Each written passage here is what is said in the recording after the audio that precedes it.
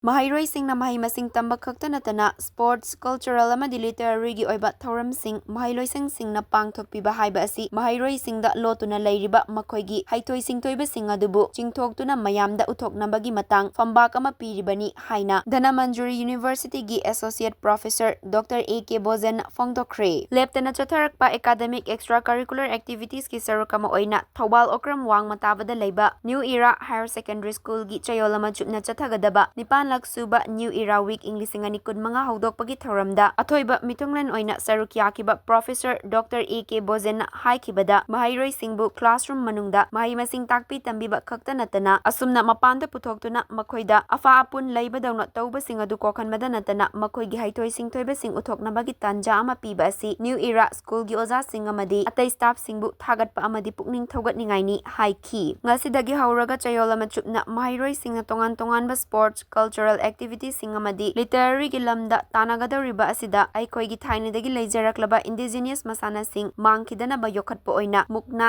thangta chaitekotpi marum konbi khulokpi mukna kangjai yubilakpi na chingba kaya hapsinduna Maheiroising dana tana miyamda khanghanba uhanba haibasi yamna maktangai fade atopa lebak singdadi magi leijaramba indigenous masana sing yokhatuna malemgi tongan-tonganba changdamnaba singda yawhannaba kanna hotnaribani aikhoisu aikhoigi lutong ida yauduna laikraba aikhoigi leijaramliba indigenous masanasing asi yokhatpatai haiki tongan-tonganba event kuntramari da Maheiroising na athoihen tanagadaba thauramgi sarukama oina school asigi founder Ojit naluchingduna Maheiroising amadi oza singna Thobal Mela ground dagi mairagi khongchat ama chatuna thauram pangthofa moiriba okram lampak fauba laktuna ngasigi athoiba mitunglenna maira chukhatuna amasung school gi firau chingkhatuna thauramadu hawdoki loinana Maheiroising gi contingent taramathoina chatpa march part singsu oki New Era Week ki sports ki kanglo pangthokiba event singi medal sing amasung certificate singsu ngasigi mitunglen singna yenthokhi Maheiroising na utkiba tongan-tongan ba cultural items singna miyamgi pukning chingsinki New Era Week hawdokpagi tharamadada Dhanamanjuri University gi Associate Professor Dr. AK.Bojen maitina athoiba mitung New Era Higher Secondary School gi Principal TH Kumarna thaurammapu aduga Thobal District Table Tennis Association amasung Lions Club Thobal gi President Konsam Michael amasung Okram Youth Club ki Secretary Okram Inaubising na akanaba mitunglen singoina sarukyaki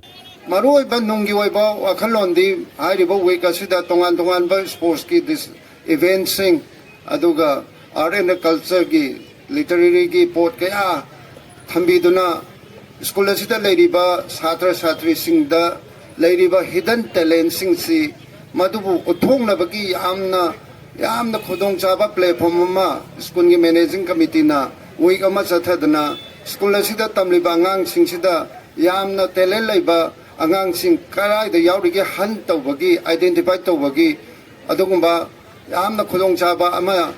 hairiba week asidagi phangani angang sing asi teaching and learning classroom gi potuda makhoi si tophak to pai chanba magi tongan ma talent du utpangam daba waja khangna taaga makhoina khangna ba honna badu nataba isai da nongmai da dance da sports da makhoina unimba kaya do khoina surprise tawraga thambado madu hairiba week asida makhoi do mating laina thorapa matamda school gi managing committee amadi waja singna makhoi do identify tawba aduga makhoi gi leiriba talent sing du streamline tawdana align tawdana magi future career da same na bagi chawba Tanja amane haibadu aina damaina thamjaninge